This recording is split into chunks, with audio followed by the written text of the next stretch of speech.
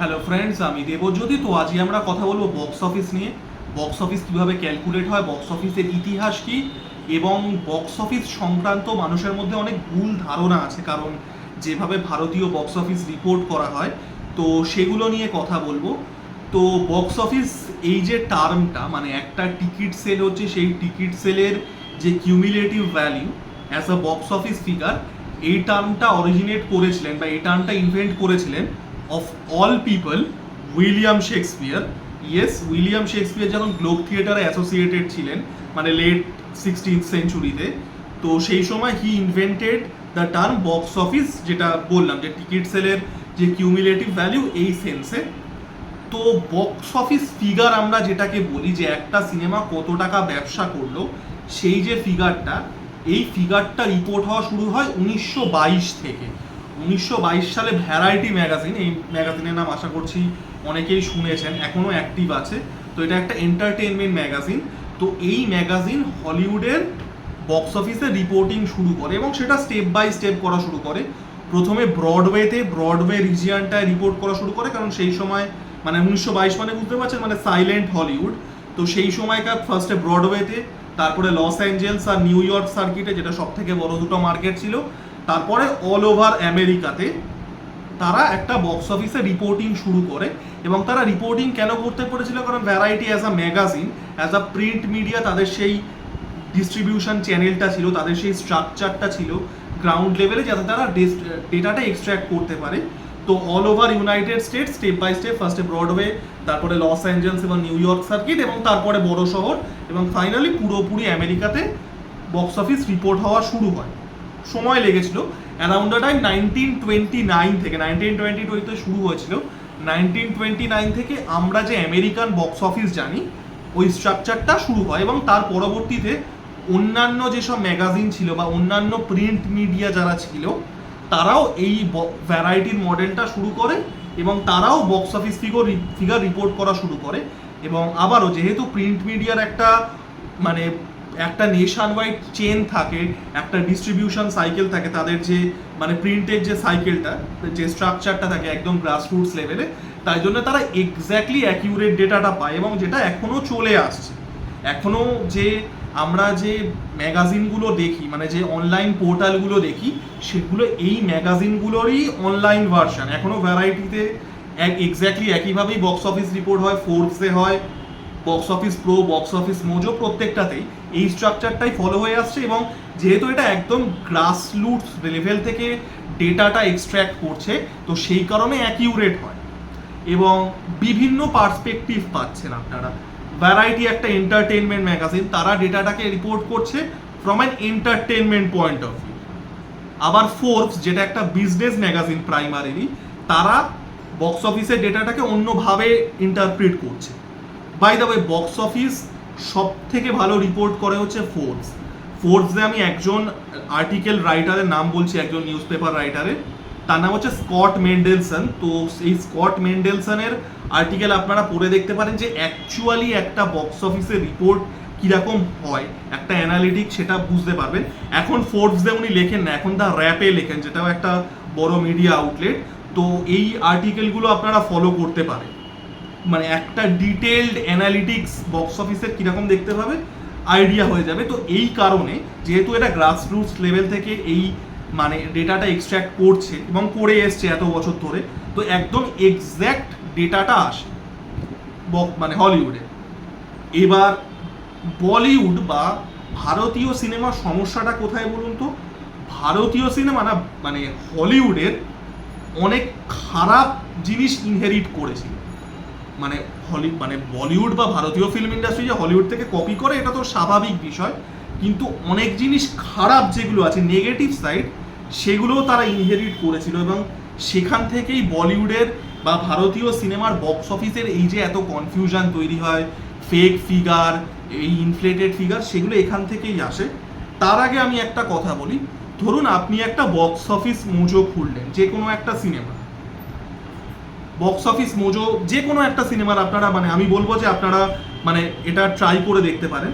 আপনারা কিছু ইনফরমেশন পাবেন। একটা হচ্ছে সিনেমার নাম, সিনেমা সেই উইকেন্ডে কত ব্যবসা করেছে, থিয়েটার কাউন্ট, পার থিয়েটারে কত টাকা ব্যবসা করেছে, মানে টোটাল যে ব্যবসাটা প্লাস থিয়েটার যে কটাতে রিলিজ করেছিল সেটাকে ভাগ করে, মানে পার থিয়েটারের যে গড়, সেই সিনেমাটার উইকেন্ডে প্লেসমেন্টটা, মানে উইকেন্ড বক্স অফিসটা আমেরিকাতে বড়, মানে কোন সিনেমা 1 নম্বরে ওপেন করছে অ্যান্ড অল দ্যাট, এবং সেটার কিউমুলেটিভ বক্স অফিস, কোনো বক্স অফিস ভার্ডিক্ট দেখতে পাবেন না।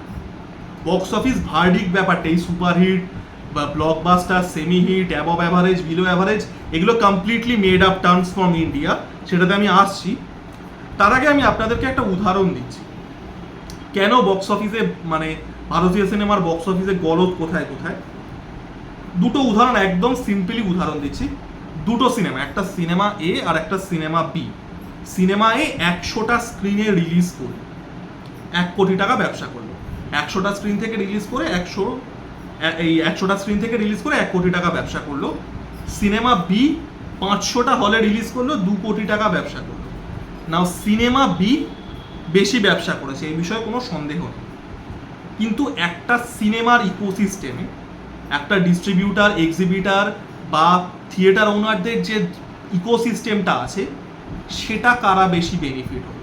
সিনেমায় 100টা থিয়েটারে রিলিজ করে 1 কোটি টাকা ব্যবসা করেছে, মানে পার থিয়েটার থেকে কত টাকা ব্যবসা করছে, 1 লাখ টাকা।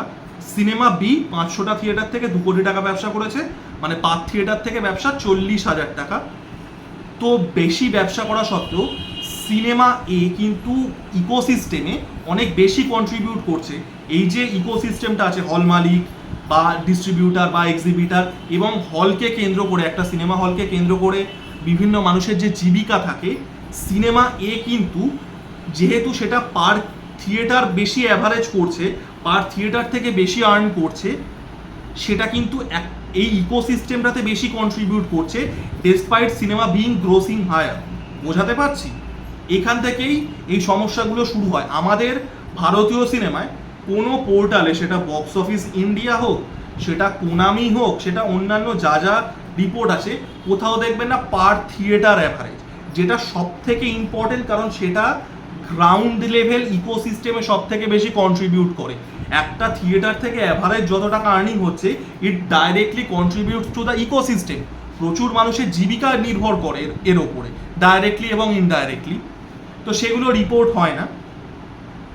এবার ইন্ডিয়ান সিনেমা, যেটা আমি প্রথমেই বললাম যে হলিউডের অনেক খারাপ জিনিসকে ইনহেরিট করেছিল ইদার, নালে সেটার সেই কনসেপ্টটা নিয়ে সেটার একটা ডাম্প ডাউন ভার্সান তৈরি করে। তো ইন্ডিয়াতে টাকার ফিগার রিপোর্ট প্রথমে হতো না। ইন্ডিয়ার প্রথম যে বক্স অফিস ফিগারগুলো উঠে আসতো, দেওয়ার বাই ফুটফলস, যেটা অ্যাকচুয়ালি একটা ভালো মেথড, মানে as long as you are doing it accurately, এটা একটা ভালো মেথড। এবং এটা সোভিয়েত রাশিয়াতে, চায়নাতে বা ইউরোপেও বহু বছর এই জিনিসটাই ফলো করা হয়েছে, যে ফুটফল কত হলো, কত লোক দেখতে গেছে, কারণ টাকার ভ্যালুটা তো চেঞ্জ হয়। আজকে রাশিয়ার হাইয়েস্ট গ্রোসিং ফিল্ম হচ্ছে দ্য রেড স্নোবল ট্রি, সেটা 140 মিলিয়ন ফুটফল করেছিল, সেটার বক্স অফিস ফিগার কিন্তু কোথাও রিপোর্টেড না। বা একটা চাইনিজ ফিল্ম আছে ইনলস বলে, সেটা নাকি 800 মিলিয়ন টিকিট সেল করেছিল, যদিও চায়নার বক্স অফিস রিলায়েবল নয়, বাট সেগুলোকে কিন্তু ফুটফল হিসেবে করা হয়, রিপোর্ট করা হয়। এটা কিন্তু কোনো সময় বক্স অফিস ফিগার দেওয়া হতো না, এখন চেঞ্জ হয়ে গেছে। But for the longest time European box অফিসে, রাশিয়াতে বা চায়নার বক্স অফিসে ফুটফল হিসেবে হিসেব করা হতো। সেগুলো ইন্ডিয়া ফলো করতো। এবং ইন্ডিয়া আর একটা জিনিস করতো, সেটা হচ্ছে ডিউরেশন অনুযায়ী একটা সিনেমার ভার্ডিক্ট দেওয়া। এবং সেখান থেকে আসছে হচ্ছে এই golden jubilee, diamond jubilee, silver jubilee, এগুলো 25 সপ্তাহ, 50 সপ্তাহ, 75 সপ্তাহ, 100 সপ্তাহ, এইগুলো। কারণ এইভাবে তারা সাকসেসটা মেজার করতো, যেটা অন্য কোনো ইন্ডাস্ট্রিতে হয় না। অন্য কোনো ইন্ডাস্ট্রিতে ডায়মন্ড জুবিলি হিট হয় না। একটা আমেরিকান বক্স অফিস তো বললামই, সেটা পুরো আলাদা গল্প, এবং তারা গ্লাস রুটস লেভেল থেকে ফাইন্যান্সিয়াল ডেটাটা পাচ্ছে। অন্যান্য বক্স অফিসেও ফুটফল হিসেব হতো, ইন্ডিয়াতেও ফুটফল হিসেব হতো, এবং ইন্ডিয়াতে এই ভার্ডিক্ট দেওয়া হতো হচ্ছে সময় অনুযায়ী। ইন্ডিয়াতে বক্স অফিস ফিগার অনেক পরে এসছে, সেটাতে আমি আসছি। প্রথমে সপ্তাহ অনুযায়ী ছিল 25, 50, 75, 100, দাঁড়ান এক ঢোক জল খেয়ে। এবং তারপরে যেটা হলো, তারপরে সেগুলো দিন হয়ে গেল। 25 সপ্তাহটা 25 দিন, সেটা সিলভার জুবিলি। 50 দিন, আমি ছোটবেলায় যখন পড়তাম, আমরা বক্স অফিস ফিগার জীবনেও জানতে পারতাম না বা ইন্টারেস্টেডও ছিলাম না। যে যখন কোনো সিনেমা আসতো আমাদের মনে আছে সগৌরবে 75 দিন, সগৌরবে 100 দিন, বা তারও আগে সেগুলো সপ্তাহ হিসাবে ছিল। এই জুবিলি হিট ডিউরেশন অনুযায়ী আপনি একটা সিনেমার বক্স অফিস জাজ করছেন। কখনো সখনো যদি কোনো সিনেমা একটা হিউজ বক্স অফিস করে দেয়, ধরুন একটা শোলে বা একটা মুঘলে আজম বা একটা মাদার ইন্ডিয়া, সেক্ষেত্রে একটা বক্স অফিস ফিগার বলা হতো অন আ সেরিমোনিয়াল বেসিস, একটা মার্কেটিং হিসেবে এবং একটা সেলিব্রেশনারি একটা টার্ম হিসেবে একটা বক্স অফিস ফিগার বলা হতো। একটা শোলের এক্স্যাক্ট ফিগার বক্স অফিস কি হয়েছিল কেউ জানে না, মাদার ইন্ডিয়ার কেউ জানে না, মুঘলে আজমেরও কেউ জানে না। একটা সেলিব্রেটরি টার্ম ইউজ করা হতো মার্কেটিং টার্ম হিসাবে, এবং যেটা বললাম যে একটা সিনেমা একটা হিউজ ব্যবসা করেছে দীর্ঘদিন ধরে, সেটাকে আর কি সেলিব্রেট করার জন্য, এবং তাতে আমার কোনো সমস্যা নেই। সমস্যাটা তখন হয়ে যায়, এবং সেখান থেকেই এই বলিউডের বা অন্যান্য যে কোনো ফিল্ম ইন্ডাস্ট্রি ভারতীয় এই সমস্যাটা হয়ে যায় যে এই যে ইনফ্লেটেড টার্মগুলো আসছে বা এই যে সেলিব্রেটরি টার্মগুলো যেগুলো একটা শোলের ক্ষেত্রে বা একটা যেগুলো বড় বড় ব্যবসা করেছে তাদের ক্ষেত্রে বলা হতো, সেটাই ইন্ডাস্ট্রি স্ট্যান্ডার্ড হয়ে গেল। এই ইন্ডাস্ট্রি স্ট্যান্ডার্ডটা হলো হচ্ছে প্রিসাইসলি একটা সময় থেকে 2008-এ গজনি রিলিজ করে, এবং Ghajini became the first domestic movie to gross 100 crore। World ওয়াইডের ডিসকো ড্যান্সার ছিল, সে গল্প আমি আগে বলেছি। তো তারপর থেকে সেটা একটা হিউজ প্রমোশনাল স্ট্র্যাটেজি হয়ে গেল।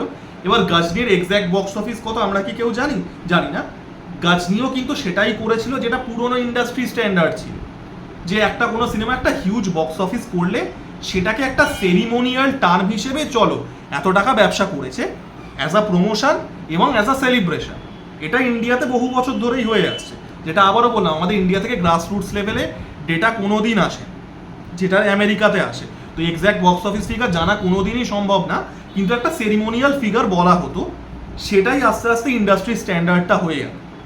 এই যে 100 কোটি টাকাটা হলো গজনিতে, 100 কোটি টাকাটা একটা হিউজ, সেই সময় যারা আর কি শোবিজ ফলো করতেন তারা জানেন ইট ক্রিয়েটেড আ হিউজ বাস, এবং সেই বাসটাকে কেন্দ্র করেই তারপরে এই বক্স অফিস রিপোর্টিংটা শুরু হলো। তার আগে কিন্তু বক্স অফিস ফিগার খুব মুষ্টিমেয় ক্ষেত্রে রিপোর্ট করা শুরু হতো।